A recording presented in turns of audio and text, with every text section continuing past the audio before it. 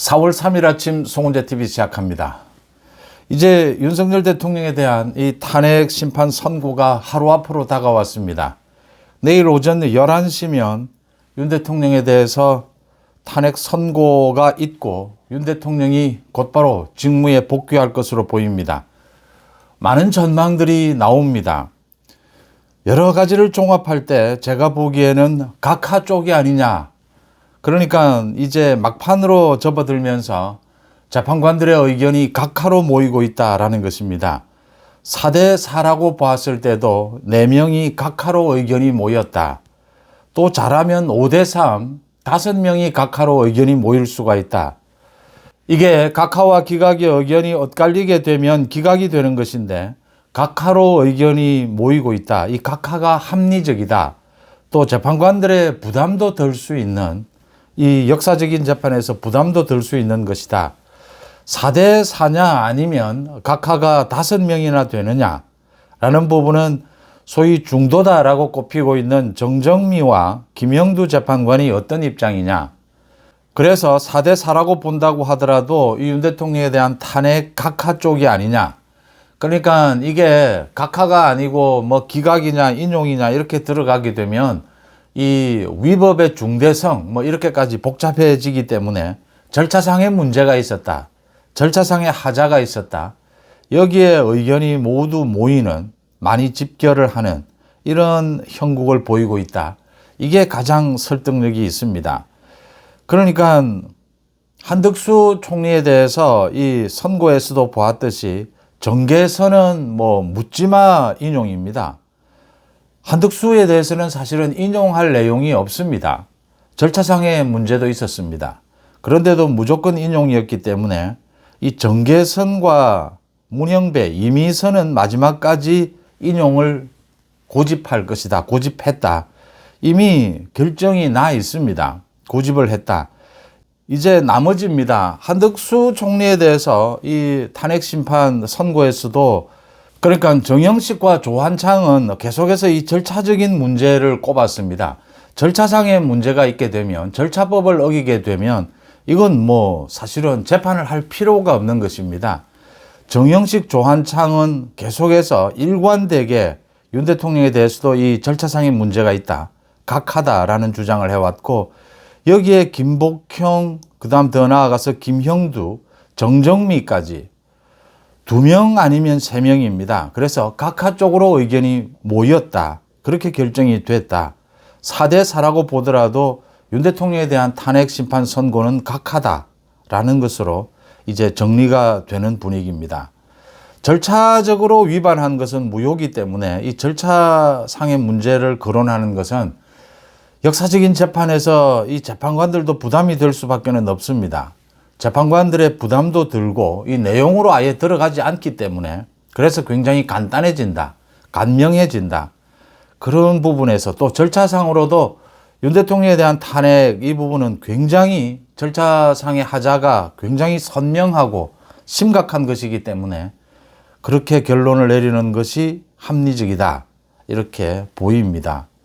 뭐 별의 별 지금 찌라시들이 다 돌고 있습니다. 어젯밤부터. 윤 대통령이 오늘 뭐 사퇴를 한다. 하야를 한다.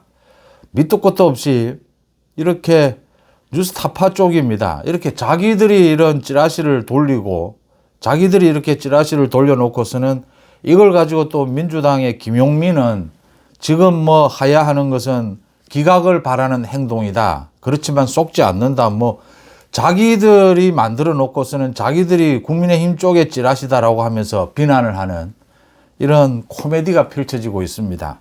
지금 윤 대통령은 직무 정지 상태이기 때문에 하야를 할 수가 없습니다. 사퇴를 할 수도 없습니다. 이렇게 팩트에 맞지 않는 이런 찌라시들을 돌리고 이것 가지고 이제 메시지를 내는 것은 코미디가 되면서 신뢰가 무너지게 되는 것이죠. 제가 거듭 말씀을 드리지만 언론이든 유튜브든 정치인이든 한번 이렇게 거짓말을 한 사람들 이런 사람들에 대해서는 신뢰가 정말 무너져서 우리 국민들이 그런 사람들의 말은 믿지 않아야 한다. 더 이상은 어떤 말을 해도 믿지 않아야 한다. 지금은 뭐 워낙 많은 메시지들이 쏟아지고 있기 때문에 이렇게 구별이 잘 되지 않는 경우가 있는데, 그래도 신뢰가 떨어진 이런 정치인, 언론에 대해서는 철저히 배격을 해야 된다라는 점을 생각하게 되고요.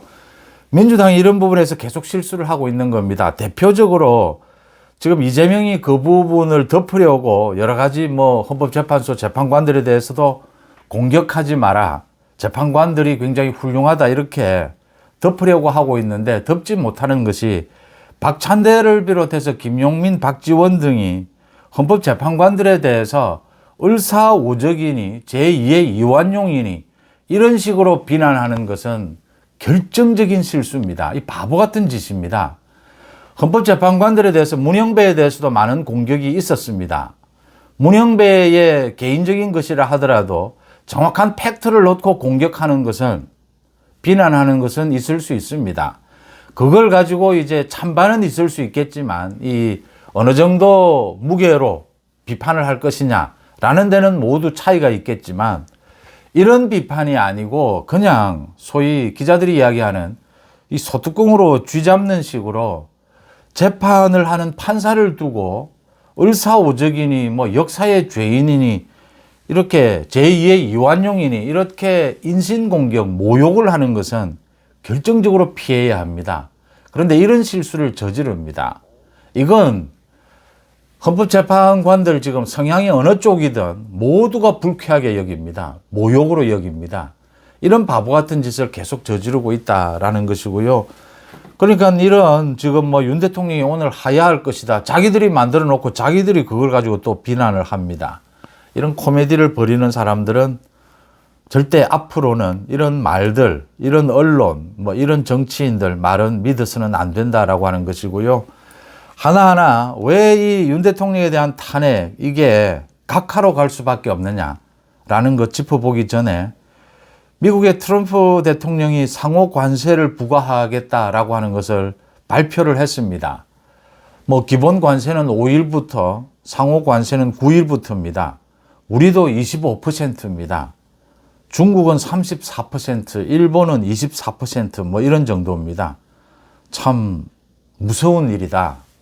이 부분에 빨리 우리가 대처를 해야 된다. 그러니까 15년 전에 우리가 그동안 15년 동안 경제적으로 많은 혜택을 누렸던 미국은 어마어마한, 사실은 세계 최대 시장이죠. 한미 FTA였습니다. 관세를 없애는 것이었죠. 한미 FTA, 이게 이제 끝났다라고 하는 것을 의미합니다. 참 무시무시한 세계 무역 전쟁, 관세 전쟁이 다가오고 있다라고 하는 것이고요. 사람들이 전혀 관심도 쏟지 못하는 사이에 재보궐선거, 어제 재보궐선거가 있었습니다. 단체장 선거도 있었고 부산에 교육감 선거도 있었습니다. 민주당이 이긴 것입니다. 그러니까 국민의힘은 단체장에서 1곳, 민주당이 3곳, 5곳 중에서 담양 군수는 이제 그 조국 당이 가져가는 이런 일들이 벌어졌습니다. 관심을 기울이지 못하는 상황이었고, 윤 대통령에 대한 탄핵, 이 심리가 진행되는 과정이었기 때문에 일정 부분 감내할 수밖에 없는 것이다 라는 생각은 하면서도 이 선거 결과는 유심히 한번 들여다봐야 될 것 같습니다. 그러니까 윤 대통령에 대해서 이 탄핵, 이 심리를 할 때 이 재판관 8명이 가장 무게를 둬야 할 것은 사실은 이 절차상의 하자였습니다. 절차상의 하자, 뚜렷하게 드러나는 것이 2가지였습니다. 내란죄 부분을 뺀 겁니다. 그러니까 가장 핵심적인 탄핵 사유인 내란죄를 뺐다면 국회에서 의결을 다시 해야 합니다. 아니면 내란죄를 포함을 시켜도 큰 문제가 없었습니다. 지난 이 탄핵 심리를 보건대. 그런데 국회에서 정청래가 이재명이 결정적인 실수를 합니다. 이 내란죄를 뺀 부분, 이걸 또 문영배가 용인을 한 부분, 이게 결정적인 실수였다. 그 다음 2번째, 검찰의 조서를 증거로 채택한 것입니다. 이게 과반 이상이, 그러니까 문영배를 비롯해서 과반 이상이 증거로 채택을 해도 괜찮다라고 해서 채택이 된 건데, 형사소송법에 채택해서는 안 된다.